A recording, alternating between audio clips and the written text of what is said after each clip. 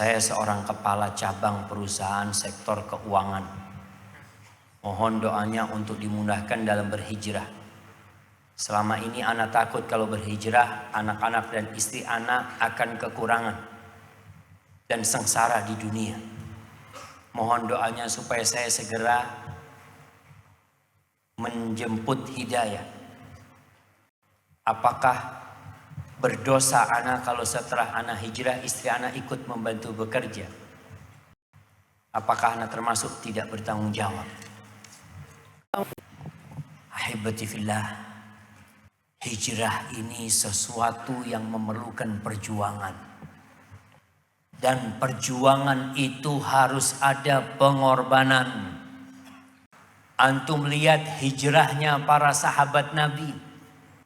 Mereka hijrah meninggalkan Mekah menuju ke Habasyah. Itu hijrah pertama mereka. Nggak punya saudara di Habasyah, nggak punya rumah, nggak punya pekerjaan, semua ditinggalkan di Mekah. Tapi demi apa dia meninggalkan semua itu? Demi Allah Azza wa Jal. Dan yakin kalau keyakinan dia lebih baik daripada dunia dan isinya. Mereka beriman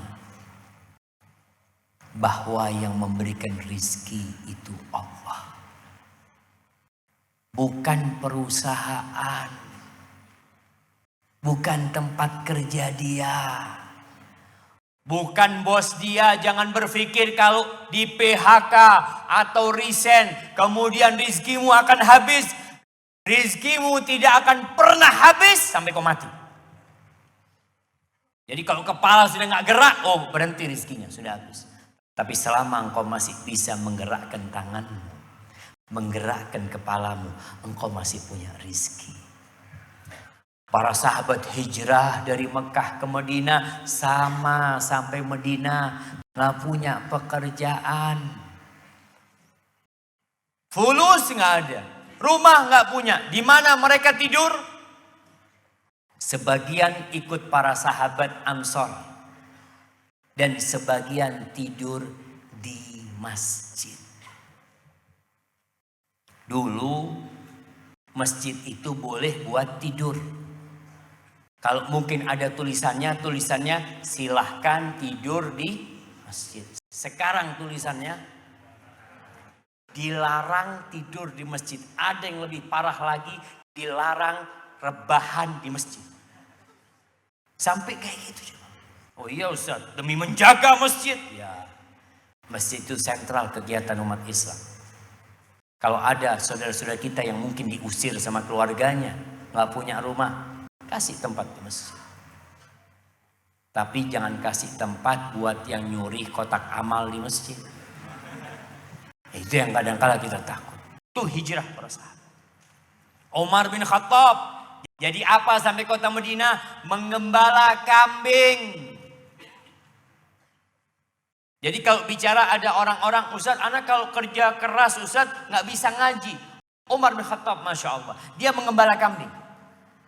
Berangkat dia ke tempat rumput jauh dari kota Madinah.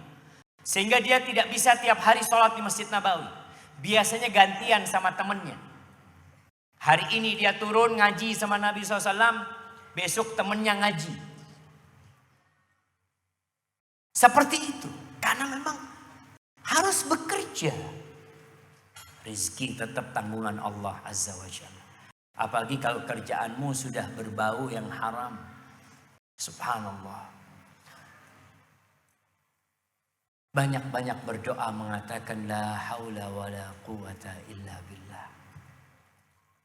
Banyak membaca hasbunallah wa ni'mal wakil. Cukup tuh Allah buat aku.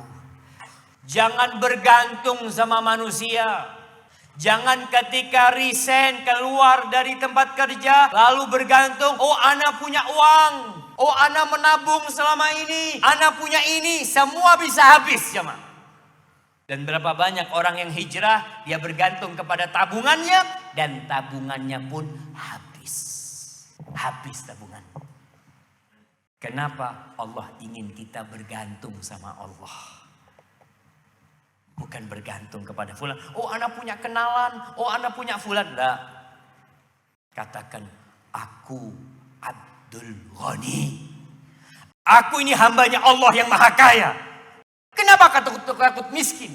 Gimana orang itu hambanya Allah yang maha kaya, kemudian takut miskin? Ya ma, katakan, ana Abdul Ghani. Aku hambanya Allah yang maha kaya. Siapkan istrinya untuk hijrah.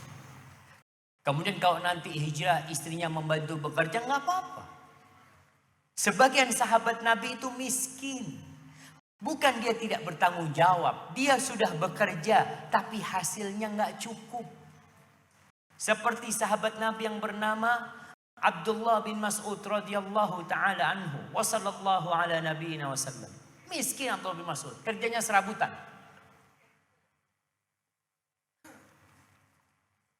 Bahkan makannya itu di rumah dari hasil kerja istri. Istrinya menenun kemudian dijual, merajut kemudian dijual. Boleh seperti itu. Dan seorang istri ketika membantu suaminya, bukan dia memberikan nafkah kepada suami. Hitungannya istri bersedekah kepada suami.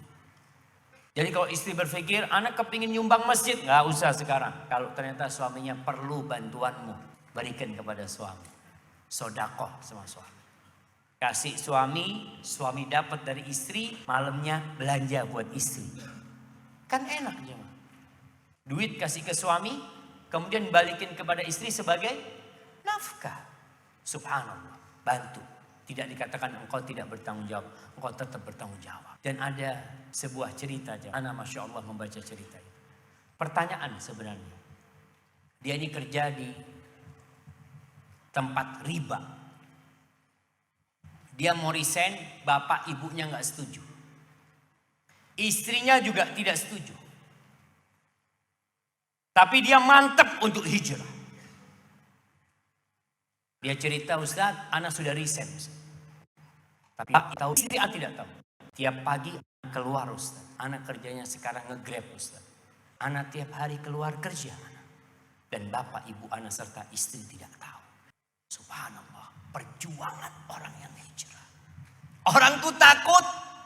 Kalau keluar dari tempat kerja takut nggak ada rizkinya. Mana tawakalmu kepada Allah Azza wa Jal? Rasul sallallahu alaihi wasallam mengatakan, "Lau annakum tawakkaluna 'ala Allah haqqa tawakkulihi la razaqakum kama yarzuqut tayr taghdu khimasan wa taruhu bitanan." Kalau kalian bertawakal dengan sebenar-benarnya tawakal, berserah diri sama Allah, yakin sama Allah Azza wa Jal, Allah akan kasih rizki kepada kalian. Seperti Allah memberikan rizki kepada burung. Antum pernah melihat burung itu nabung?